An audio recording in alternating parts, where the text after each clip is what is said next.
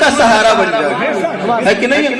اللہ نے اگر آپ کو دولت دیا ہے یہ بھی آپ کی طاقت ہے، اب چاہے تو نبی کے نام پر اس کو خرچ کر دیں، چاہے تو آپ جوا کھیلیں، چاہے تو آپ تاش کھیلیں، چاہے تو آپ سنیما بازی کریں، ہے نا؟ یہ بھی ایک طاقت ہے۔ اللہ نے آپ کو طاقت دی ہے، بس ایک دم پوائنٹ پہ آ رہا ہوں، ایک حدیث پاک مجھے پڑھنا ہے۔ اللہ نے آپ کو طاقت دی ہے، دنیاوی اعتبار سے آپ جو چاہیں کریں، لیکن آپ مجھے بتائیں کسی کو اللہ نے یہ طاقت دی ہے کہ دین کے معاملے میں، شریعت کے معاملے میں بھی کوئی چینجنگ کر سکتا ہے؟ نہیں نا۔ جو حلال ہے وہ حلال ہے، جو حرام ہے وہ حرام ہے کہ نہیں؟ یہ ہمارے اور آپ کے اندر کوئی طاقت نہیں کہ ہم اس کو بدل دیں، ٹھیک ہے؟ اب بتائیے ہمارے سرکار کو اللہ نے دنیاوی پاور کیا دیا تھا یہ ہم کیا جانے، ہے نا؟ لیکن دین میں وہ پاور ہے، اللہ فرماتا ہے ما آتاکم الرسول فخذوہ وما نہاکم عنہ فانتہوا، رسول پاک تمہیں عطا ہے اسے لے لو، جس چیز سے منع کرو اس سے باز آ جاؤ، ٹھیک ہے نا؟ تو رسول پاک اللہ کے نائب مطلق ہے، سرکار نے جو کہہ دیا وہ کہہ دیا، جسے کہہ دیا حلال وہ حلال، جسے کہہ دیا حرام وہ حرام، ٹھیک ہے؟ بس ایک حدیث پاک سماعت کر لیں اور ایسی سرکار کا اختیار دیکھیں، سرکار کی شان دیکھ لیں، اس کے بعد سلام پڑھ لیا جائے۔ بخاری شریف کی حدیث پاک ہے، غزوہ خندق کے موقع پر، غزوہ خندق کے موقع پر سرکار نے فرمایا اپنے صحابہ سے، اے میرے صحابہ مدینہ کے ارد گرد خندق کھود ڈالو۔ سارے صحابہ گڈھا کھودنا شروع کر دیے۔ ایک چال تھی کہ دشمن کے گھوڑے آئیں گے تو اس میں گر جائیں گے، اس زمانے کا ایک دستور تھا، یہ دستور نہ کہ بلکہ ایک چال تھی جنگ کی۔ اب صحابہ کرام خندق کھود رہے تھے، بہت بڑی چٹان آ گئی، کیا چٹان آ گئی، صحابہ کرام مل جل کر جو توڑ رہے تھے لیکن وہ چٹان نہیں ٹوٹ رہی تھی، پریشان ہو گئے کیسے توڑا جائے۔ سرکار کی بارگاہ میں حاضر یا رسول اللہ ایک ایسی چٹان ہے ہم صحابہ کرام نہیں توڑ پا رہے۔ سرکار کی شان دیکھیے، سرکار کا اختیار دیکھیے، سرکار نے یہ نہیں کہا اے میرے صحابہ جسے تم لوگ سب مل کر نہیں توڑ پا رہے ہو ہم کیسے توڑیں گے، سرکار نے نہیں کہا، بلکہ سرکار نے کہا چلو اے صحابہ وہ چٹان کہاں ہے۔ سرکار نے اپنے ہاتھ میں ہتھوڑا لیا اور اس چٹان پر مارا، جب مار دیا تو پورا چٹان بالکل ریت ہو گیا، بالکل بالو بالو ہو گیا۔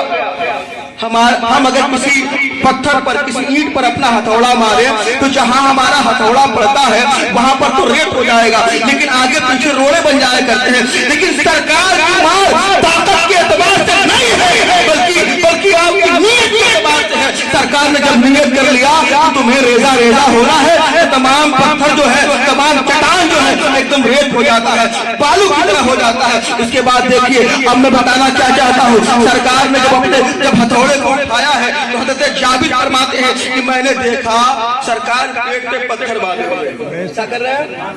سرکار پیٹ پہ پتھر باندھے ہوئے۔ اب سوچتے ہیں ہم لوگ کھانا پینا تو کھا کے آئے ہیں، سرکار بھوکے پیاسے ہیں، سرکار کی آج دعوت کر لیں، ٹھیک ہے؟ واقعہ دلچسپ ہے، سماعت کر لیں۔ آج دعوت کرتے سرکار کے گھر پہ گئے، کہتے بیوی کھانے کا کوئی سامان ہے؟ بیوی نے کہا تھوڑا سا جو ہے اور ایک بکری کا 6 مہینے کا بچہ ہے، اس کے علاوہ گھر میں کوئی سامان نہیں ہے۔ تو حضرت جابر نے کہا میں بکری کے بچے کو ذبح کرتا ہوں، گوشت تیار کرتا ہوں، تم آٹا تیار کر لو، سرکار کی میں دعوت کرنا چاہتا ہوں، ٹھیک ہے؟ اب بیوی جب جانے لگے، گوشت تیار کیا جانے لگے تو بیوی نے کہا ذرا دھیرے سے دعوت دینا، ہمارے پاس انتظام اتنا ہی ہے، ذرا دھیرے سے دعوت دینا کہ کہیں بہت سے لوگ آ گئے تو ہماری فضیحت ہو جائے گی۔ کہا ٹھیک ہے، گئے سرکار کی بارگاہ میں، کہتے یا رسول اللہ آج میرے گھر پہ آپ کی دعوت ہے، بخاری شریف میں لکھا ہوا ہے یا رسول اللہ آپ چل سکتے ہیں، آپ کے ساتھ ایک دو لوگ اور چل سکتے ہیں، یہی میں نے انتظام کیا۔ کہا ٹھیک ہے۔ اب سرکار کو دیکھیے، سرکار نے غزوہ خندق میں جتنے صحابہ تھے سرکار نے اعلان کر دیا چلو آج جابر کے گھر پہ دعوت ہے، چلو آج جابر کے گھر پہ دعوت ہے۔ ادھر حضرت جابر کا حال ہے، پسینہ چھوٹ رہا ہے، ہمارے پاس تو انتظام نہیں ہے، کیا کریں گے؟ سرکار نے جابر کو بلایا، کہا جابر سنو، جب تک میں گھر نہ پہنچ جاؤں हाडी को अभी जो है चूल्हे से मत डालना, और जो आटा तैयार करके रखा हुआ है उसको तवे पर मत डालना। एहतजाज में दौड़े दौड़े गए, बीवी से कहा बीवी आज तो गजब हो गया। कहा क्या? कहा हुआ ये है कि मैंने सरकार को दावत दिया, सरकार पूरे सहाबा को लेकर दावत खाने के लिए आ रहे हैं। बीवी ने कहा तुम चिल्ला के दावत दिए होगे? कहा नहीं, मैंने ये कहा था रसूलुल्लाह आपके साथ जब दो लोग और कर सकते हैं, इतना ही मैंने इंतजाम किया है। ठीक है, अब देखिए जब एक सहाबी की औरत का अकीदा देखिए, वो सहाबी की औरत कहती है ऐ मेरे शौहर आप घबराओ नहीं, हमने सरकार को दावत दिया है, हम सरकार को खिलाएंगे, और सरकार ने पूरे साहब दावत किया, सरकार पूरे साहब। अब देखिए, अब जब ये हो गया सरकार गए और हाडी जहाँ चूल्हे पर रखी हुई थी आपने लवाबे दहन निकाला, जिसे आप सूख कहते हैं, उसी हाडी में डाल दिया। हाडी में डाल दिया, उसके बाद कहते जाबिर जितनी जरूरत हो निकालते रहो, लोगों को खिलाते रहो। आटे में सरकार ने लवाबे दहन मिला दिया, कहा अरे जाबिर मोहल्ले की औरतों को बुला लो, रोटियां पकाएं। ठीक है, अब देखिए सहाबे किराम कतार खा रहे हैं, सब के सब खा करके चले गए, जाबिर सबको खिला रहे हैं, लेकिन खाना खत्म नहीं हो रहा है। सुबह से लेकर शाम तक खाते रहे, खाना खत्म नहीं हो रहा है। एक दिन गुजर गया, 2 दिन गुजर गया, 3 दिन गुजर गया, उसके बाद हाडी को खोल के देखते हैं तो देख करके हैरान है, क्या देखते हैं कि पूरी हाडी लबालब भरी हुई है, पूरी हाडी लबालब भरी हुई है। जब खोल के देख लिया खाना खत्म हो गया, सरकार की बारगाह में पहुंचे, कहते या रसूलल्लाह आज 3 दिन से मैं लोगों को खिला रहा था, लेकिन आज जब मैंने हाडी को खोल के देख लिया तो पूरा खाना खत्म हो गया। तो सरकार ने जवाब दिया, ऐ जाबिर तुमने देखा कि मैं पेट पे पत्थर बांधा हूं, तो तुमने सोचा था कि मैं आका को खिला के सलाम कर दूंगा। ऐ जाबिर सुनो, अगर तुम जिंदगी भर उस हाडी को खोल के नहीं देखते, तुम जिंदगी भर खाते रहते, खाना खत्म।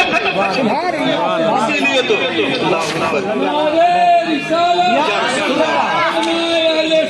जिंदाबाद या रसूल।